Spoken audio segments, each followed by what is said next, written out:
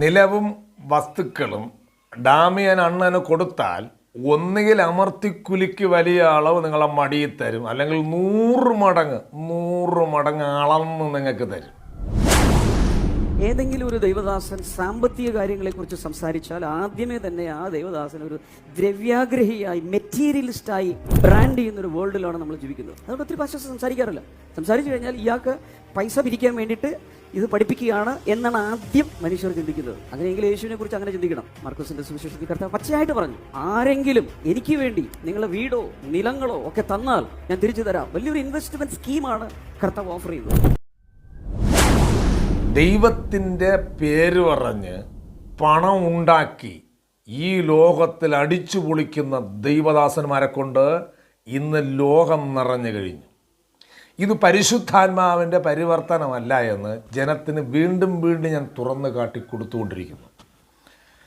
അപ്പോസ്തല പ്രവൃത്തിയിൽ പരിശുദ്ധാത്മാവിൻ്റെ ശക്തി വന്ന അപ്പോസ്തലന്മാർ നിലങ്ങളുടെയും വീടുകളുടെയും കിട്ടിയ കാശുകൾ, ജനം കൊണ്ടുവച്ച കാശുകൾ, അതിനെ വീതിച്ച് അവനവൻ്റെ ആവശ്യത്തിന് പങ്കിട്ട് കൊടുത്തു. തുറന്ന പുസ്തകം. എന്നാൽ ഇന്ന് ഞാൻ ഈ പറയുന്ന കള്ള പുസ്തകങ്ങളെ വലിച്ചു കീറി ഒട്ടിക്കുവാൻ ഓരോ ക്രൈസ്തവരും ഈ കാലഘട്ടത്തിൽ രംഗത്ത് വന്നേ പറ്റൂ. ഇത്രയും വചനം അറിയാത്ത ഒരു പാസ്റ്ററുടെ മുമ്പിൽ ചെന്നിരുന്ന് ആരാധിക്കുന്ന വിശ്വാസികളെ, നിങ്ങളുടെ തലച്ചോറ് അപാരം തന്നെ. ഒരു പ്രാവശ്യമെങ്കിലും ബൈബിൾ തുറന്ന് വായിച്ചിട്ട് ഞാൻ പറയുന്നതിൽ എന്തെങ്കിലും തെറ്റുണ്ടെങ്കിൽ എന്നെ 10 തെറി പറയുന്നതിൽ എനിക്ക് ഒരു വിഷമവുമില്ല. മനസ്സിലാകുന്നുണ്ടോ? മത്തായി സുവിശേഷം 19:16 മുതൽ 30 വരെ കിടക്കുന്ന കാര്യങ്ങളെ അവിടെ ഇവിടെയും തൊട്ട് എങ്ങനെയെങ്കിലും പഠിപ്പിച്ച് ഡാമിയനും ഭാര്യയ്ക്കും മകനും വീണ്ടും വീണ്ടും കോടീശ്വരനാകാൻ്റെ ആഗ്രഹം കൊണ്ട് തള്ളിവിടുന്ന ഇൻ്റർനാഷണൽ തള്ളുകൾ. ഈ 19-29 എൻ്റെ നാമം നിമിത്തം വീടുകളെയോ സഹോദരനെയോ സഹോദരിയോ അപ്പനെയോ അമ്മയെയോ മക്കളെ നിലങ്ങളെയോ വിട്ടുകളഞ്ഞവന് എല്ലാം 100 മടങ്ങ് ലഭിക്കും, അല്ലെങ്കിൽ അമർത്തി കുലുക്കി ലഭിക്കുമെന്ന് പറയാം. സത്യമായിട്ട് ഞാനും അത് തന്നെ പറയുന്നു. അത് ഡാമിയന് കൊടുത്താൽ, ടിനു ജോർജിന് കൊടുത്താൽ, അല്ലെങ്കിൽ പോൾ തങ്കയ്ക്ക് കൊടുത്താൽ, ഈ കരയുന്ന കള്ള അഭിഷേകമുള്ള കവട ശുശ്രൂഷകന്മാർക്ക് കൊടുത്താൽ കിട്ടുമെന്നാണോ അതിൻ്റെ അർത്ഥം? എൻ്റെ കേൾക്കുന്ന ദൈവമക്കളെ, കൊടുക്കേണ്ടടുത്ത് കൊടുത്താൽ കിട്ടും. വളരെ താമസിച്ചാണ് ഞാൻ ഈ സത്യം അറിയുന്നത്. പക്ഷേ കൊടുക്കേണ്ട സ്ഥലങ്ങളിൽ കൊടുക്കാൻ ഞാൻ എൻ്റെ വിശ്വാസികളെ പഠിപ്പിക്കുന്നു. കൊടുക്കേണ്ടടുത്ത് കൊടുക്കുവാൻ ഞാൻ തയ്യാറായി. എൻ്റെ ജീവിതത്തിൽ ഈ 100 മടങ്ങെന്ന് പറയാൻ എനിക്ക് നല്ല ധൈര്യമുണ്ട്. അതുകൊണ്ടെല്ലാം കേട്ട് ഗ്രഹിക്കുക. ഇവിടെ നിങ്ങൾ വായിച്ചാൽ നിങ്ങൾക്ക് തന്നെ മനസ്സിലാകും, നിത്യജീവൻ അവകാശമാക്കാൻ ഞാൻ എന്ത് നന്മ ചെയ്യണമെന്നൊരു യൗവനക്കാരൻ ചോദിച്ച ചോദ്യത്തിന് യേശു പറയുന്ന മറുപടിയുടെ കൺക്ലൂഷനാണ്, എൻ്റെ നാമം നിമിത്തം വീടുകളെയോ സഹോദരങ്ങളെയോ സഹോദരികളെയോ അപ്പനെയോ അമ്മയോ നിലങ്ങളെയോ വിട്ടുകളഞ്ഞോ എല്ലാം 100 മടങ്ങ് ലഭിക്കും. അവസാനത്തെ വാക്യത്തെ എടുത്ത് ഹൈലൈറ്റ് ചെയ്തിട്ട് മറ്റുള്ള കാര്യങ്ങളെല്ലാം മറച്ചു പിടിപ്പിക്കുന്ന ഭൂലോക കള്ളനായ ഡാമിയൻ ബ്രദർ. അപ്പോൾ ഈ യൗവനക്കാരൻ ചോദിക്കുന്നു, സ്വർഗത്തിൽ പാലിക്കുന്ന നിത്യ കിട്ടാൻ എന്ത് നന്മ ചെയ്യണം? ഇവൻ പറയുന്നു, അവൻ തന്നെ സ്വയം പറയുക, ഞാൻ കൽപ്പനകളെല്ലാം പ്രമാണിക്കുന്നു. അതൊക്കെ ശരി തന്നെ. പക്ഷേ നീ ചെയ്യേണ്ട ഏറ്റവും വലിയ നന്മ, നീ ഒരു കോടീശ്വരനാണ്, പക്ഷേ നിനക്കുള്ളതെല്ലാം നീ വിറ്റ് ദരിദ്രർക്ക് കൊടുത്താൽ നിനക്ക് നിത്യജീവൻ കിട്ടുമെന്നാണ് യേശു പറഞ്ഞത്. അവൻ ധനവാനായതുകൊണ്ട് ഈ കട്ടിയുള്ള വചനം കേട്ട്, കനം കട്ടിയായ വചനം കേട്ട് അവൻ ദുഃഖിച്ച് പൊയ്ക്കളഞ്ഞു. അവൻ്റെ ദുഃഖവും കണ്ട് ശിഷ്യന്മാർ യേശുവിനോട് ചോദിച്ചു, ഗുരു, ഇങ്ങനെയും കട്ടിയുള്ള കാര്യങ്ങൾ പറയുന്നുവെങ്കിൽ രക്ഷിക്കപ്പെടാൻ ആർക്ക് കഴിയും? യേശു പറഞ്ഞു, ധനവാൻ ദൈവരാജ്യത്തിൽ പോകുന്നതിനേക്കാൾ ഒട്ടകം സൂചിക്കുഴയിലൂടെ പോകുന്നത് എളുപ്പം. അതായത് ഇതൊരു ഇടുക്കുവാതിലാണ്. വിശാലമായ വാതിലും ആഗ്രഹിക്കുന്നവർക്കാണ് ഇതൊക്കെ ഇഷ്ടം. ഇടുക്കുവാതിൽ ആഗ്രഹിക്കുന്നവൻ ഈ കാര്യത്തിൽ കൃത്യമായിട്ട് ജനത്തിന് നന്മ ചെയ്ത് ജീവിക്കുന്നവനായിരിക്കും. അതാണ് സത്യം.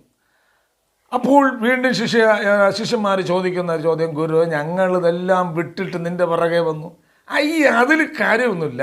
നിങ്ങൾ മനസ്സിലുണ്ടോ? അതായത് സ്വർഗത്തിലൊരു നിത്യതയിൽ ഒരു ഹരണം നിങ്ങൾക്ക് ലഭിക്കാനിടയുണ്ടെന്നുള്ളതൊഴിച്ച് എന്ത് കിട്ടുമെന്ന് പറഞ്ഞ് എൻ്റെ പിറകെ തിരിയണ്ട എന്ന് യേശു ആദ്യമേ പറഞ്ഞു. പിന്നെ മനുഷ്യർക്ക് ഇതെല്ലാം അസാധ്യം, ദൈവത്തിന് സാധ്യമെന്ന് യേശു പഠിപ്പിക്കുകയും ചെയ്തു. എൻ്റെ പിറകെ വന്ന് എൻ്റെ വചനങ്ങളെ കേട്ട് മനസ്സിലായി, എൻ്റെ ശക്തിയുള്ള എൻ്റെ കൃപയുള്ളവന് ഇതൊക്കെ സാധിക്കും, എൻ മൂലം ഇതൊക്കെ സാധിക്കുമെന്ന് പറഞ്ഞു വച്ചിട്ട് യേശു അവസാനം പറയുന്നു, എൻ്റെ നാമം നിമിത്തം. എൻ്റെ നാമം നിമിത്തം എന്ന് പറഞ്ഞാൽ ഒരർത്ഥം, എൻ്റെ പേരിൽ, ഞാൻ പറഞ്ഞ് പഠിപ്പിച്ചതിൻ്റെ പേരിൽ, ഞാൻ നിങ്ങളെ ഗ്രഹിപ്പിച്ചതിൻ്റെ പേരിൽ നിങ്ങളൊരു വീട് ഒരു പാവപ്പെട്ടവന് കൊടുത്താൽ, നിങ്ങൾ നിലം വിറ്റ് ഷെയർ ചെയ്ത് നിങ്ങൾ ഞാൻ പഠിപ്പിച്ചതിൻ്റെ പേരിൽ മറ്റുള്ളവർക്ക് കൊടുത്താൽ, ഈ കൊടുക്കുന്ന മനുഷ്യൻ തകർന്നടിഞ്ഞു പോകാതെ അവനെ പ്രൊട്ടക്റ്റ് ചെയ്യും.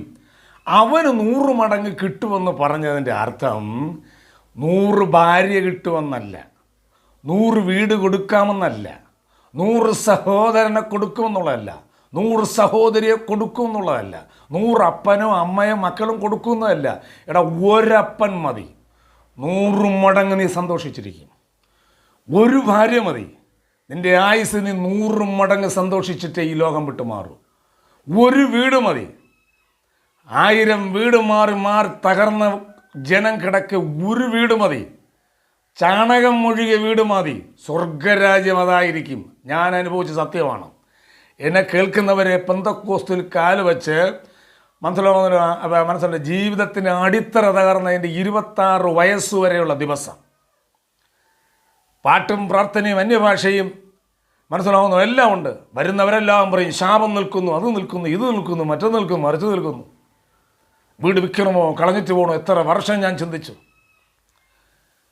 ഒരുത്തനെയും ബൈബിൾ സത്യങ്ങൾ പറഞ്ഞു തരാറില്ല. എന്നെ അനുഗമിക്കുന്നവൻ ഇരുളിൽ നടക്കാതെ ജീവൻ്റെ വെളിച്ചമുള്ളവനാകും. സത്യം അറിഞ്ഞ അന്നു മുതൽ എൻ്റെ 26 വയസ്സിന് ശേഷം ഇന്ന് എൻ്റെ 52 വയസ്സായി, ഇതുവരെ എൻ്റെ ജീവിതത്തിൽ ഈ വീട് എനിക്ക് 100 മടങ്ങ് അനുഗ്രഹമാണ്. ഇവിടെ വാസു നോക്കണ്ട, ശാസ്ത്രം നോക്കണ്ട, അത് നോക്കണ്ട, മറ്റുള്ളവൻ്റെ വീടിൻ്റെ ഇടയിൽ ഈ വീട് പൊക്കി വയ്ക്കണ്ട. എൻ്റെ വരുമാനത്തിനൊത്ത് ചിലവ് കുറച്ച് ഞാൻ വീട് വെച്ചു. അത് 100 മടങ്ങ് സന്തോഷം അതിനകത്തുണ്ട്. അപ്പൻ്റെ അമ്മയുടെയും സ്നേഹം എനിക്ക് നഷ്ടപ്പെട്ടു പോയിട്ടുണ്ടെങ്കിൽ 100 മടങ്ങ് മനസ്സിലുള്ള അപ്പൻ്റെ സ്നേഹം, അമ്മയുടെ സ്നേഹം എനിക്ക് അനുഭവിക്കാൻ കഴിഞ്ഞിട്ടുണ്ട്. വരുമാനത്തെക്കുറിച്ച് ഞാൻ ടെൻഷൻ അടിച്ച കാലഘട്ടമുണ്ട്. ഇതാ ഇന്ന് എനിക്ക് 100 മടങ്ങ് അനുഗ്രഹം എന്ന് എനിക്ക് പറയാൻ ധൈര്യമുണ്ട്. അതെൻ്റെ ആന്തരിക മണ്ഡലം സമ്മതിക്കുന്ന എൻ്റെ തൊഴിലിലുള്ള സന്തോഷമാണ്. സമാധാനത്തെക്കുറിച്ച് പറഞ്ഞാൽ 100 മടങ്ങ് എനിക്കുണ്ട്. കണ്ടോ, യേശുവിൻ്റെ പേര് പറഞ്ഞ് നിങ്ങൾ മനസ്സിലാകുന്നതോ വസ്തുവോ അല്ലെങ്കിൽ നിലങ്ങളോ നന്മ ചെയ്താൽ ആ നന്മയുടെ പ്രതിഫലം നിങ്ങൾ 100 മടങ്ങ് അനുഭവിക്കും, നിത്യജീവനെ അവകാശമാക്കുമെന്ന് പറഞ്ഞ യേശുവിൻ്റെ വാക്കിനെ മനസ്സിലാക്കാൻ ഡാമിയൻ ബ്രദറിനും ഭാര്യ ക്ഷമയ്ക്കും തൻ്റെ മക്കൾക്കും തലച്ചോറ് ഇന്നും പ്രവർത്തിക്കുന്നില്ല. അതാണ് ആത്മീയ പേരിൽ നിൽക്കുന്ന ഇൻ്റർനാഷണൽ കൾട്ടുകളെന്നവരെ ഞാൻ പറഞ്ഞത്. എന്നെ കേൾക്കുന്നവർ ഒറ്റ ജീവിതമേ ഉള്ളൂ. സമത്വം ആഗ്രഹിക്കാൻ, സമത്വം ഉണ്ടാക്കാൻ അപ്പോസ്തലന്മാർ ആഗ്രഹിച്ചു. അപ്പോസ്തലനെ പൗലൂസ് ആഗ്രഹിച്ചു. സമത്വം ഉണ്ടാക്കാൻ യേശുക്രിസ്തു ആഗ്രഹിച്ചു. ഈ യേശുവിനെയോ അപ്പോസ്തലന്മാരെയോ പൗലൂസിനെയോ എല്ലാം തള്ളിക്കളഞ്ഞുകൊണ്ട് കൊണ്ടുപോവാ, വീട് കൊണ്ടുപോവാ, നിലം കൊണ്ടുപോവാ, ഞാൻ 100 മടങ്ങ് ഉണ്ടാക്കി തരാം, അമർത്തി കുലുക്കി തരാം.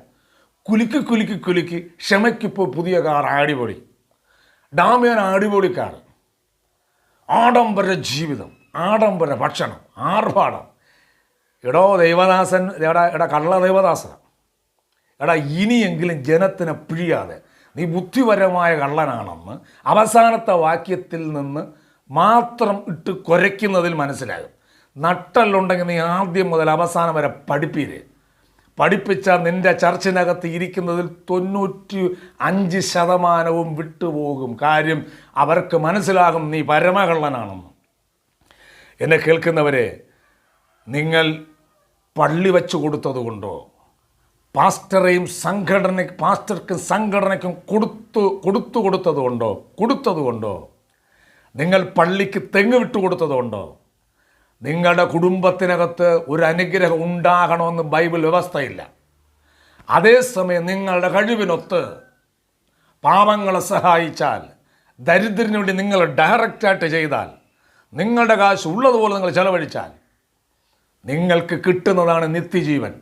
അങ്ങനെയാണെങ്കിൽ ഞാൻ ഈ പറയുന്ന ഈ ഡാമിയനെ പോലുള്ള ദൈവദാസന്മാർക്ക് സ്വർഗരാജ്യം നഷ്ടപ്പെട്ട് കഴിഞ്ഞു. ബുദ്ധിയായിട്ട് അവതരിപ്പിച്ച് നിങ്ങളുടെ കയ്യിൽ നിന്ന് കാശിനെ വലിച്ചൂരിയെടുക്കുന്ന, നിങ്ങളുടെ മക്കൾക്കും കുടുംബത്തിനും ഭാവി പഠനങ്ങൾക്കും മറ്റും ഉണ്ടാക്കിയിരിക്കുന്ന വമ്പൻ കാശുകൾ പടലയോടെ പിഴുതെടുക്കുന്ന പരമകള്ളൻ. എത്രയോ പേര് കണ്ണു തുറന്നിട്ട് ഇന്ന് എന്നെ വിളിക്കുന്നു. നിങ്ങൾക്ക് എന്നെ വിളിക്കാം. ഞാൻ അധ്വാനിച്ച് ജീവിക്കുന്നതുകൊണ്ട് എനിക്ക് ധൈര്യത്തോടെ പറയാൻ പ്രാഗൽഭ്യമുണ്ട്. പല പാസ്റ്റർമാരെ വിളിച്ച് കരയുന്നു, പെട്ടുപോയി പാസ്റ്ററെ, നിങ്ങളെപ്പോലെ സാമ്പത്തിക വെട്ടിത്തുറന്ന് ഞങ്ങൾ പറഞ്ഞാൽ സംഘടനയിൽ നിന്ന് വെളിയിൽ പോകണം, പഴയതുപോലെ കിളയ്ക്കാനും വെട്ടാനും, മനസ്സിലാകുന്നുണ്ടോ, മരിച്ചിനിക്കുമ്പോൾ കൂട്ടാനും നിങ്ങളെപ്പോലെ തെങ്ങിൽ കയറാൻ ഞങ്ങളെ കൊണ്ട് പറ്റുന്നില്ല. അതുകൊണ്ട് വായും അടച്ച് കിട്ടുന്നതിനെ എങ്ങനെയെങ്കിലും തിന്ന് തീരാം. അടുത്തൊരു ജന്മം ഉണ്ടെങ്കിൽ ഈ ആശയങ്ങൾ മനസ്സിലാക്കി ജീവിക്കാൻ ശ്രമിക്കാം. എന്നെ കേൾക്കുന്നവരെ, യാക്കോബ് 13:16 നന്മ ചെയ്യുവാനും കൂട്ടായ്മ കാണിക്കാനും മറക്കരുത്, ഈ വക യാഗത്തിലല്ലോ ദൈവം പ്രസാദിക്കുന്നത്. ഇതിൽ നന്മ ചെയ്യുവാനും എന്നുള്ള വാക്കിനെ ഇവന്മാരെല്ലാം കൂടെ ചേർന്ന് എടുത്ത് സീൽ ചെയ്ത് മൂടി വെച്ചു. എന്നിട്ട് കൂട്ടായ്മ ആചരിച്ചില്ലെങ്കിൽ നരകത്തിൽ പോകും. ഈ പന്നന്മാരുടെ മീറ്റിങ്ങുകളിൽ പങ്കെടുക്കരുത്. ഒന്നിനെ വിഴുങ്ങുകയും ഒന്നിൽ കുരയ്ക്കുകയും ചെയ്യുന്നു. ഒരു പള്ളിയിലും പോയില്ലെങ്കിലും നിങ്ങൾക്ക് സ്വർഗത്തിൽ പോകാം. 2-3 പേർ എൻ്റെ നാമത്തിൽ ഒരുമിച്ച് കൂടി വരുന്നിടത്താണ് യേശു ഉള്ളത്. അവർ ഒരുമിച്ചിരുന്നു കൊണ്ട് നന്മ ചെയ്യുവാനും കൂട്ടായ്മ ബന്ധവും കാണിക്കുകയും അവർക്ക് കിട്ടുന്ന കാശുകൾ, അധികമായി അവർക്ക് സമ്പാദ്യത്തിൽ വരുന്ന കാശുകൾ ഇതുപോലെ പാവപ്പെട്ടവരെ കണ്ട് വീട് വെച്ച് കൊടുക്കുക, സഹോദരങ്ങൾക്ക് സഹോദരികൾക്ക് ഇങ്ങനെയൊക്കെ കൊടുക്കാൻ നിങ്ങൾ തയ്യാറായാൽ നിങ്ങൾക്ക് സത്യം പറഞ്ഞാൽ വലിയ സമാധാനം സന്തോഷം കിട്ടും. നിങ്ങൾക്ക് നിത്യജീവൻ കിട്ടും. യവന്മാരെ ചർച്ചിൽ പോയാൽ നിത്യമരണം കിട്ടും. നിത്യമരണം വേണമോ നിത്യജീവൻ വേണമോ? പെന്തക്കോസ്തുകാർ മാത്രമല്ല, കത്തോലിക്ക പ്രസ്ഥാനമായാലും CSI പ്രസ്ഥാനമായാലും എല്ലാ പുരോഹിതന്മാരും ലോക ഇട്ടും കൊണ്ട് നടത്തുന്ന കൊള്ളയെല്ലാം ഇത് തന്നെ. എന്നെപ്പോലെ നിങ്ങളെപ്പോലെയുള്ള ആളുകളെ വിട്ടികളാക്കി ഇവന്മാരെല്ലാം കോടീശ്വരനുമായി ദ്രവ്യാഗ്രഹികളുമായി ഇന്ന് നിൽക്കുന്നത് നിങ്ങൾ ഗ്രഹിക്കണം. മത്തായി 19:16 മുതൽ 30 വരെ വായിച്ചിട്ട് ആർക്കും പ്രതികരിക്കാം, ആർക്കും എന്നോട് ചോദ്യങ്ങൾ ചോദിക്കാം. ദൈവം നിങ്ങൾ അനുഗ്രഹിക്കട്ടെ. ആമേൻ.